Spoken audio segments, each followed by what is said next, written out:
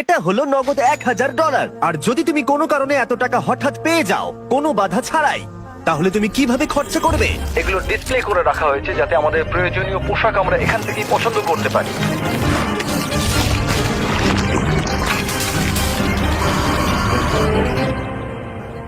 ঠিক আছে, কিন্তু উগান্ডাতে বসবাস করা কয়েক হাজার মানুষ এটাকে অন্যভাবে খরচা করবে।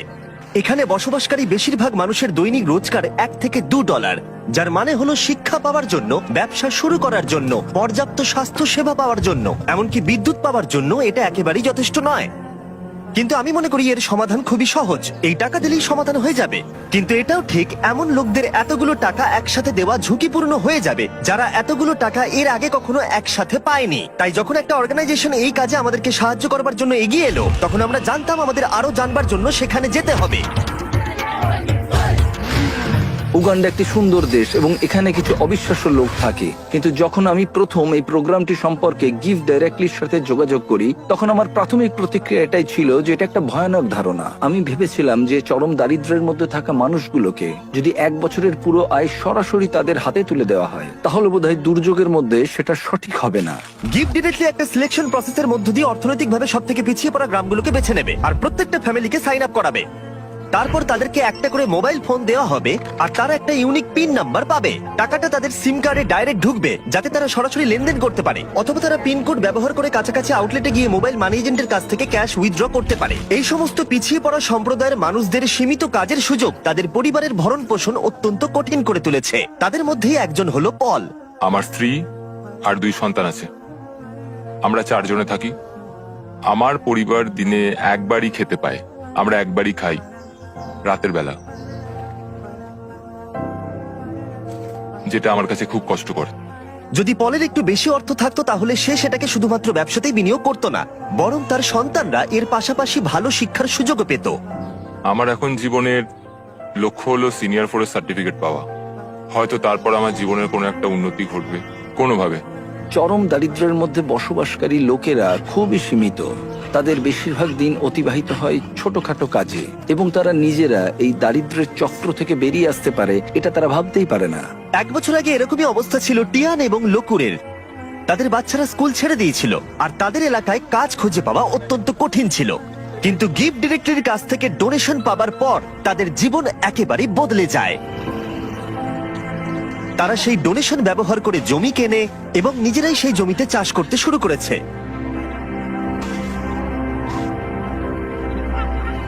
তারা একটা গ্রেন মিলও কিনেছে এবং তারা এখন গোটা সম্প্রদায়ের জন্য শস্য প্রক্রিয়াকরণ করে অল্প প্রফিটও করছে। তারা এখন তাদের সেই প্রফিট দিয়ে নিজেদের বাড়িতে একটি দোকান খুলতে চায়। তার সাথে লোকুরে এখন গ্রামের মধ্যে একটা রিফুয়েলিং স্টেশনও চালু করেছে। এই প্রোগ্রামটি কি করতে পারে তার জ্বলন্ত উদাহরণ এটা, কারণ এর ফলে তাদের ব্যবসা এবং অর্থনীতি দুটোরই উন্নতি হয়। তাও আমাদের সন্দেহ ছিল এই ডিরেক্ট ক্যাশ দেওয়াটা কতটা কাজে আসবে। আমরা জানতে চাইছি এতে ওদের কি কি সুবিধা হবে ওদের ট্র্যাডিশনাল সিস্টেমগুলোকে কাজে লাগিয়ে। তাই আমরা স্থানীয় গিফট ডাইরেক্টলি ফিল্ড অফিসার সিলভেস্টোর সাথে দেখা করলাম। আমি এই কমিউনিটির মধ্যেই থাকি, আমি কারামোজাতে কাজ করি। আমি এখানেই জন্মেছি এবং এখানেই বড় হয়েছি। আমার ক্ষেত্রে যেটা হয়েছিল, যখন আমি বড় হচ্ছিলাম, মানে যখন আমি স্কুলে পড়ছিলাম, বিশেষত যখন আমি সেকেন্ডারি এডুকেশনের জন্য পড়ছি, আমার বাবা মায়ের কাছে অতটা টাকা ছিল না যাতে তারা আমার পড়াশোনা আরো এগিয়ে নিয়ে যেতে পারে। তাই আমাদের বাড়িটা বিক্রি করে দেয় যাতে আমি স্কুলে যেতে পারি। সেটা ছিল আমার কাছে আমার স্বপ্ন বিক্রি করে দেওয়ার মতো, আমার সবকিছু বিক্রি করে দেওয়ার মতো। এটা ছিল এক চরম দারিদ্রতা, আমাদের কাছে কোনো কিছুই ছিল না। যখন আমি গিফট ডাইরেক্টলিতে জয়েন করলাম, আমি বুঝতে পারলাম যে এটা অনেক অনেক আলাদা। আগে আমি যাদের সাথে চ্যারিটি করেছি তাদের থেকে অনেক আলাদা। গিফট ডাইরেক্টলি আমাদের ডিরেক্ট ক্যাশ দেয়, সেই ক্যাশটা আমাদের কমিউনিটির মধ্যে যায় আর সেই ক্যাশটা আমাদের কমিউনিটির বিজনেসও বাড়ায়। এই ক্যাশটার বদলেই আমরা আমাদের চাহিদা পূরণ করতে সমর্থ হই। মানুষ দারিদ্র্যের মধ্যে আটকে পড়েছে প্রচেষ্টার অভাব বা সামর্থ্যের অভাবে নয়, সুযোগের অভাবে তারা দারিদ্র্যের মধ্যে আটকে পড়েছে। তাদের মধ্যেই একজন হলো জোসেফ, যিনি গ্রামের প্রধান। কেউ কেউ অনেক দূরের জমির মালিক, তাই আপনার যেটা সব থেকে বেশি দরকার সেটা হলো টাকা, যাতে আপনি কাছাকাছির মধ্যে জমি কিনতে পারেন। আমরা এই ঘাসের বাড়ি তৈরি করি আর উই পোকা এই ঘাসগুলো খুব দ্রুত খেয়ে নেয়, তাই খুব বেশি দিন এই বাড়িগুলো থাকে না। আমরা পরের বছর আবার এগুলো তৈরি করি, ধ্বংস করি, আবার তৈরি করি, এভাবেই চলতে থাকে। কিন্তু এই গ্রামে বাড়ির সমস্যাই একমাত্র প্রধান সমস্যা নয়। ক্ষুধা, দারিদ্রতা এবং শিক্ষার অভাব এই সমস্ত সম্প্রদায়ের মানুষদের অন্যতম প্রধান সমস্যা। তার নিজের গ্রাম পরিচালনা করার বোঝা ছাড়াও জোসেফ গুরুতর স্বাস্থ্য জটিলতায় ভুগছে। কয়েক বছর আগে তার স্ট্রোক হয়েছিল, যেটা তাকে দুর্বল করে দিয়েছে, এবং তার কাছে পর্যাপ্ত অর্থ না থাকায় সে প্রয়োজনীয় ওষুধও কিনতে পারছে না। জীবনযাপন এখানে সত্যি খুব কঠিন। আমি বাঁচবো কিনা আমি জানি না, আমি সত্যিই জানি না, কারণ আমার যে রোগটা হয়েছে সেটা খুবই কঠিন। আমি সত্যিই জানি না। এখানে প্রত্যেকের নিজের নিজের চাহিদা রয়েছে, এবং আমরা যেটা বুঝতে পেরেছি সেটা হলো এই মানুষগুলোকে একটা ভালো ভবিষ্যৎ দিতে গেলে তাদের নিজেদের এবং তাদের পরিবারের জন্য সিদ্ধান্ত নেওয়ার ক্ষমতা দিতে হবে। তাই আমরা ঠিক করেছি গিভ ডিরেক্টলির সাথে যুক্ত হয়ে এই গ্রাম এবং আশেপাশের 300টি পরিবারকে অর্থ অনুদান করে সাহায্য করব তাদের উজ্জ্বল ভবিষ্যতের জন্য। তাই যখন গিভ ডিরেক্টলি টিম গ্রামগুলোর চূড়ান্ত তালিকা প্রকাশ করছিল, যেটা করতে সারাদিন সময় লাগবে, তখন ড্যান এবং ড্যারেন গ্রামটা ঘুরে দেখলো, যেখানে তারা ছুরি ধার দেওয়ার যন্ত্র দেখতে পেল। তোমার কি মনে হয় এটা আমরা আরো ভালো করতে পারবো? হ্যাঁ, আমার মনে হচ্ছে আমরা ভালো করব। এই তো, তুমি পারবেই। এই তো এইভাবে। হ্যাঁ,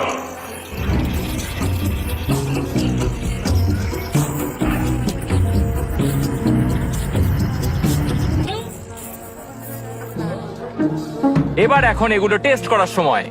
ওরা কি টেস্ট করার জন্য চিকেন এনেছে? না, ওরা আমাদের জন্য চিকেন আনেনি।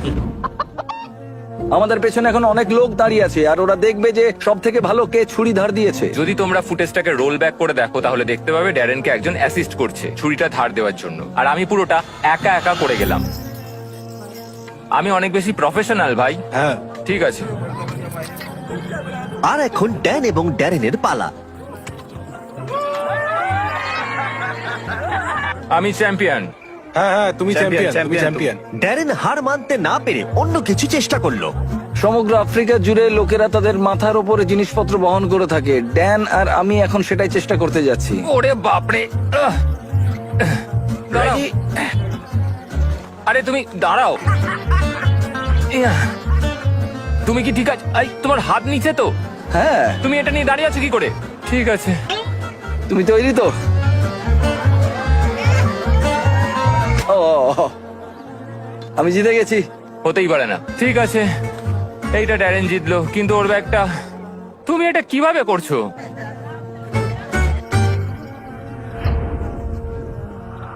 পরের দিন সকাল ছিল ডিস্ট্রিবিউশনের সকাল। এখন সেই মুহূর্তটা এসে গেছে। সমস্ত টাকা 10 মিনিটের মধ্যে ট্রান্সমিটেড হয়ে যাবে। এই মানুষগুলো অবশেষে তাদের দারিদ্র্য থেকে মুক্তি পাওয়ার একটা সুযোগ পাচ্ছে, যা নিয়ে তারা সারা জীবন লড়াই করছিল। কিন্তু গ্রামের মধ্যে জোসেফ ছিল সবচেয়ে বেশি উদ্বিগ্ন, কারণ তিনি জানতেন এই অনুদানটি তার এবং তার পরিবারের জীবন কতটা বদলে দেবে। এটা ছিল সেই মুহূর্ত যার জন্য তারা অপেক্ষা করছিল। তাই গোটা সম্প্রদায় ছিল নার্ভাস এবং এক্সাইটেড।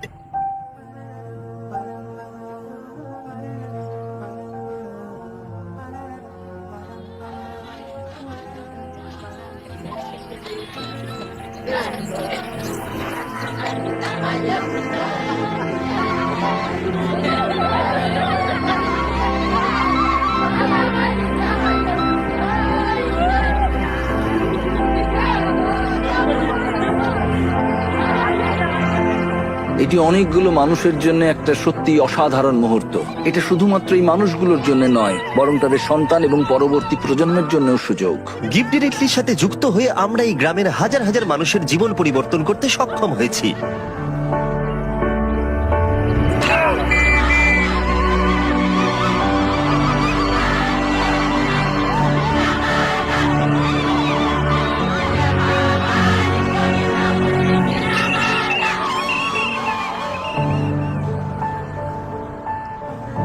টেক্সট মেসেজ পাওয়ার পর এখন সময় তাদের টাকাগুলো উইথড্র করবার। 100 বছর আগের থেকে এই মানুষগুলো কোনোদিন সেরকম ভাবে সুযোগ পায়নি, কিন্তু এখন তারা এগিয়ে চলেছে। তারা সুযোগ পাচ্ছে। ইতিহাসের একটি কলঙ্কিত অধ্যায় শেষ হয়েছে, এবং তারা শুধু নিজেদের জন্য নয়, পরবর্তী প্রজন্মের জন্যও শক্তিশালী ভবিষ্যৎ গড়ে তুলতে পারে। এবং তাদের মধ্যে বেশ কয়েকজন এটার সঠিক ব্যবহার করতে শুরু করে দিয়েছে, যেমন রুথ। এই অর্থকে কিভাবে কাজে লাগাতে হয় তার শক্তিশালী উদাহরণ হলো রুথ। গিফট ডিরেক্টর থেকে টাকাটা পাওয়ার আগে আমি আমার সন্তানদের ঠিকমতো দেখাশোনা করতে পারতাম না, কোনো ওষুধ কিনতে পারতাম না। আমি একজন হাউসওয়াইফ ছিলাম, আমাদের জীবন খুব কষ্টে কাটছিল। কিন্তু প্রতিকূলতা সত্ত্বেও রুথ গিভ ডিরেক্টলির সাহায্যে তার স্বপ্নগুলো সত্যি করতে দৃঢ় প্রতিজ্ঞ ছিল। সে তার স্বপ্নগুলোকে বাস্তবে পরিণত করবার জন্য এবং তার পরিবারের সন্তানদের উজ্জ্বল ভবিষ্যৎ দেবার একটা সুযোগ পেয়েছিল। ও এখন তার ব্যবসায়িক মনোভাবকে ব্যবহার করে শুধুমাত্র নিজের উন্নতিকরণের জন্য নয়, বরং তার পুরো সম্প্রদায়ের উন্নতিকরণের জন্য। আমি এখন আমার পরিবারের সব দায়িত্ব নিতে পারছি। এখন আমাদের জীবন অনেক সহজ হয়ে গেছে। আগের মতো আমাদের আর কষ্টে দিন কাটাতে হয় না। কিন্তু রুথি একমাত্র নয় যে তার টাকাগুলোকে সঠিকভাবে ব্যবহার করতে শুরু করেছে, যেমন আউমা যে তার গোটা জীবনকে উৎসর্গ করেছে শিক্ষার জন্য। বছরের পর বছর কঠোর পরিশ্রম করে সে তার নিজের জমি কেনবার টাকা অর্জন করতে পেরেছে এবং গিফট ডিরেক্টলির অর্থ অনুদানের সাহায্যে সে তৈরি করেছে ক্লাসরুম, টয়লেট, এমনকি 7 জন টিচারকেও সে হায়ার করেছে। বর্তমানে এই স্কুলে 200 জনেরও বেশি ছাত্রছাত্রী রয়েছে। এই অর্থ সম্প্রদায়ের একটি অত্যন্ত প্রয়োজনীয় ফার্মেসিতেও ব্যবহার করা হয়েছে। হাজার হাজার শিশুর জন্য স্কুল ফি এবং ইউনিফর্মের জন্য, এমনকি কয়েকশো পরিবারের বাড়ি তৈরিতেও ব্যবহার করা হয়েছে। এবং অর্থ কিভাবে ব্যবহার করা উচিত তার উদাহরণ হয়ে দাঁড়িয়েছে। এই মানুষগুলোকে সামান্যতম সুযোগ দেওয়া হলেই তারা সেটিকে গ্রহণ করে এবং এটি করতে তারা ঝাঁপিয়ে পড়ে। এটি তাদের কাছে এমন একটি সুযোগ যা তারা আগে কখনো পায়নি। এবং এই ঘটনাগুলো আমার জীবনে এত ইন্সপায়ারিং এবং মোটিভেটিং ফ্যাক্টরস যা আমি কখনো এক্সপিরিয়েন্স করিনি। ট্রিপটা শেষ করার জন্য ড্যারেন আরো একটি স্কুল পরিদর্শন করলো। গিফট ডিরেক্টলির অনুদানে 1 সপ্তাহের মধ্যে শিক্ষার্থীর সংখ্যা গিয়ে দাঁড়িয়েছে 650 থেকে 980, কারণ তাদের প্যারেন্টসরা এখন সক্ষম স্কুলের ফি দিতে এবং ইউনিফর্ম কিনতে। Little children, little children, obey your parents, little children. কিছুক্ষণ আগেই মেঘের আওয়াজ শোনা যাচ্ছিল। আসলে সবেমাত্র বৃষ্টি শুরু হয়েছে। বাচ্চারা গান শুরু করতেই মেঘ মুছে গেল এবং আকাশ এখন উজ্জ্বল। এটা একটা খুবই আশ্চর্যজনক অভিজ্ঞতা ছিল। Little children, obey your parents. Gift directly প্রমাণ করেছে যে আমাদের প্রাথমিক ধারণা একেবারেই ভিত্তিহীন ছিল। আমাদের এরকম নতুন অনেক আইডিয়া আছে যাতে আমরা সবাই মিলে একটা সুন্দর ভবিষ্যৎ গড়ে তুলতে পারি। কিন্তু প্রয়োজন আরো অনেক। তাই আমরা গিফট ডিরেক্টলির সাথে অর্থ অনুদান দিতে মাত্র 1 মাইল দূরে আরেকটা গ্রামে গেছিলাম। সাহায্য করতে চাইলে ডোনেট বাটনে ক্লিক করুন বা giftdirectly.org/beast এ যান, যাতে আমরা আরো বেশি করে উগান্ডাবাসীদের সাহায্য করতে পারি। বাই। সাবস্ক্রাইব।